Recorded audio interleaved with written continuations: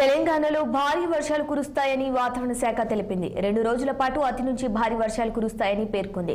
ఇక ప్రజలు అప్రమత్తంగా ఉండాలని కూడా సూచించింది. నిన్న రాత్రి నుంచే హైదరాబాద్లో కుండపోత వర్షం కురుస్తోంది. దీంతో రహదారులన్నీ జలమయమై లోతట్టు ప్రాంతాల్లోకి నీరు చేరడంతో ప్రజలు ఇబ్బందులు పడుతున్నారు. తెలంగాణలో 2 రోజుల పాటు భారీ వర్షాలు కురుస్తాయని వాతావరణ శాఖ ఇప్పటికే వెల్లడించింది. హై అలర్ట్ ను ప్రకటించింది. ఇక నిర్మల్, భూపాలపల్లి, ములుగు, ఆదిలాబాద్, ఆసిఫాబాద్, మంచిర్యాల, భద్రాద్రి కొత్తగూడెం జిల్లాలో మోస్తారు నుంచి వర్షాలు కురిసే అవకాశం ఉందని పేర్కొంది.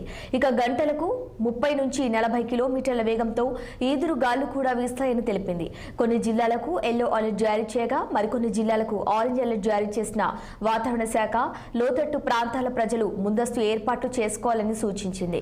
చెప్పినట్లుగానే హైదరాబాద్ నగరంలో వర్షం ఆగకుండా కురవటంతో జీహెచ్ఎంసీ అధికారులు అప్రమత్తమయ్యారు. దీంతో పాటు పురాతన భవనాలు భారీ వర్షాలకు నానిపోయి కూలే అవకాశం ఉందని భావించి వారికి కూడా హెచ్చరికలు జారీ చేశారు.